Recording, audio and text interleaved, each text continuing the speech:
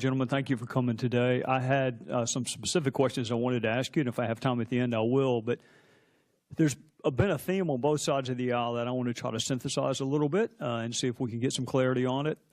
At various points this afternoon, one or more of you have used words like authentic, accurate, misinformation, and disinformation. But at the same time, at least one of you has said you're not an arbiter of the truth. And I'm trying to reconcile how you can have disinformation or misinformation and not be an arbiter of the truth. So I guess, Mr. Stretch, we can start with you because you said you're not an arbiter of the truth. If that is true, then what is disinformation? Disinformation we think of as inaccurate information spread with malicious intent by a foreign actor, and that would not be permitted on our platform. We don't need to decide whether the information itself is true or false to try to rid our platform of that. We don't want foreign actors masquerading as something they're not in order to speak on politically divisive issues in this country. That's easy. So if I understand you right, if the actor is not authentic, then the content, whether it's accurate or not, is immaterial. That's correct. All right. And why would that analysis only be appropriate for foreign actors? Why would that not be appropriate for, I mean, there's been some discussion of voter suppression. There's also something called information suppression. I don't know how people benefit from demonstrably false information.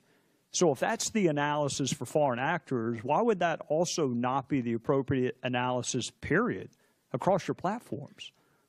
That is our policy across our platform. So everyone who shows this book is required to be their authentic self, and most fake account activity is local to the country. Those are two different things. I can be my authentic self and say today is Thursday.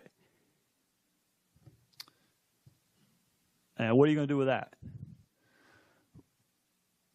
We believe that you be permitted to say that. Under what Constitution, do you think the Constitution protects intentionally false statements? Sir, we are trying to provide a platform for authenticity. I'm with you. If we could just, I assume you're a lawyer. I know your colleague to my right, your left, is a former AUSA, and I appreciate your service there. I assume all of you are lawyers, or you wouldn't have the jobs that you have. So is it constitutionally protected to utter an intentionally false statement? So it depends on the context, but there is recent Supreme Court precedent on that. On Facebook. On which side? That it is or is not? That it is in most cases protected. However, on Facebook, our job is not to decide whether content is true or false. We do recognize that false news is a real challenge. The way in which we're addressing it is by trying to disrupt the financial incentives of those who are profiting from it, which is where most of it comes from. Most of the fake news problem is coming from low-quality websites that are trying to drive traffic on every side of every issue. And by disrupting the financial incentives, we're able to limit the distribution. We're also trying to make sure that users do know when a story has been disputed by a neutral third party and alerting users to that fact. I'll stop there. Well, I'm smiling because on the last break, a couple of my colleagues and I were wondering who those neutral fact checkers are. And I really do appreciate your desire to want to have a neutral fact checker. If you could let me know who those folks are, I'd be really grateful because people in my line of work might take exception with the neutrality of some of the fact checkers. So if I understand you correctly, the authenticity of the speaker is very important. The accuracy of the content, less so. That's how we approach it. That's exactly right. All right. For the life of me, I do not understand how a republic is served by demonstrably, provably, intentionally false information. And I get it. You don't want to be the arbiter of opinion. I don't want you to be either. But today's not Thursday. So if I say it is, I swear I don't understand how my fellow citizens benefit from me telling them something that is demonstrably false, and I am saying it with the intent to deceive. For the life of me, I don't get it, but I'm out of time. Gentleman's time expired. Several members requested a second round. Welcome. I appreciate each of you coming and testifying today. You know, I recognize that a lot of folks in the media are, and even some members of this committee, are praising your companies for taking active steps to police some of the content on your sites. But I have to note that doing so raises troublesome concerns at the same time, particularly given the percentage of news and political information that Americans receive online through social media or through other online avenues. The prospect of Silicon Valley companies actively censoring the speech or the news content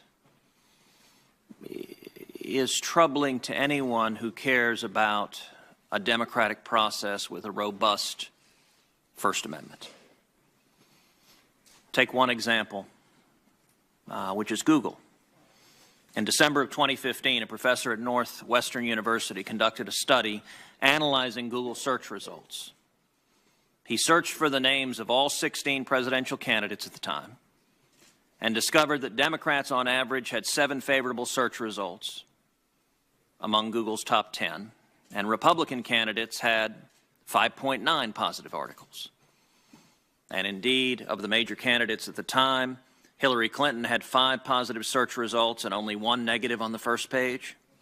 Donald Trump had 4 positive and 3 negative search results on the first page. Bernie Sanders had 9 positive results without a single negative result on the first page. And a final candidate, the junior senator from Texas, had a total of 0 positive results on the first page.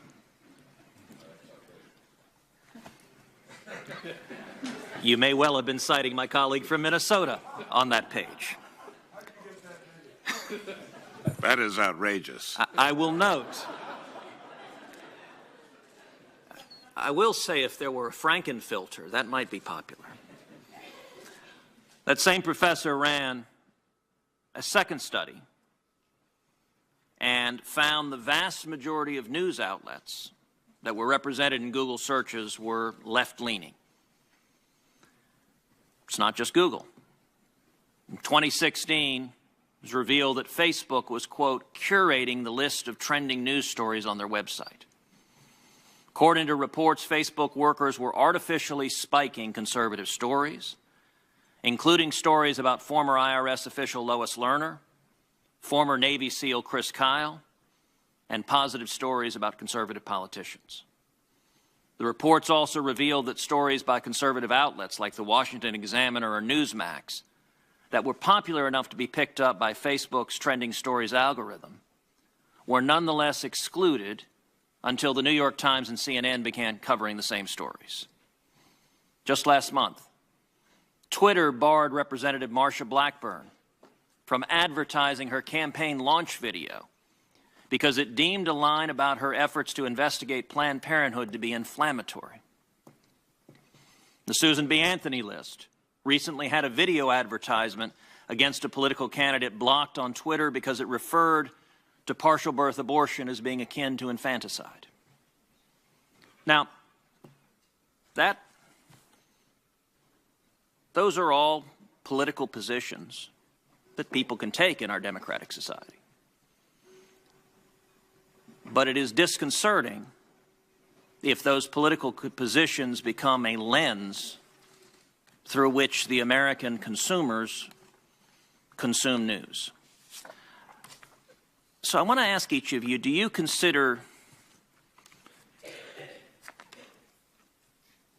your sites, Mr. Edgett and Mr. Stretch, to be neutral public fora?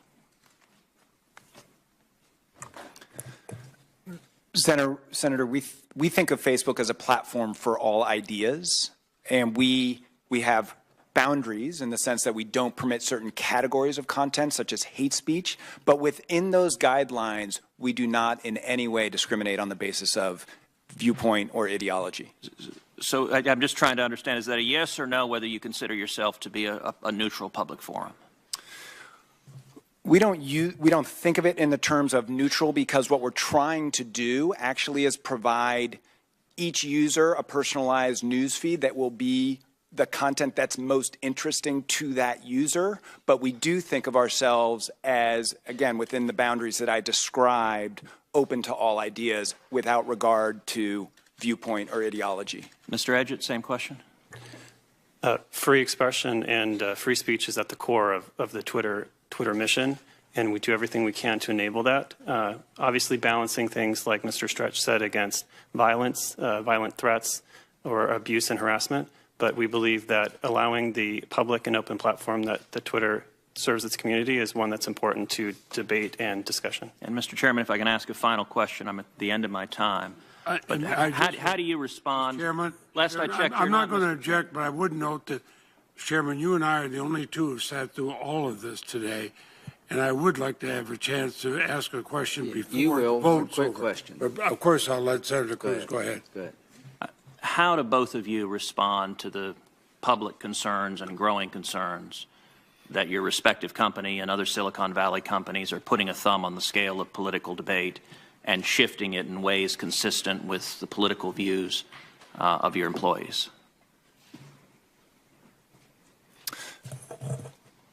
Senator, again, we think of ourselves as a platform of for all ideas, and we aspire to that. We are acutely aware of the possibility of unconscious bias across a range of issues, not just politics, and we train our employees on that for that precise reason. We want to make sure that people's own biases are not brought to bear in how we manage the platform.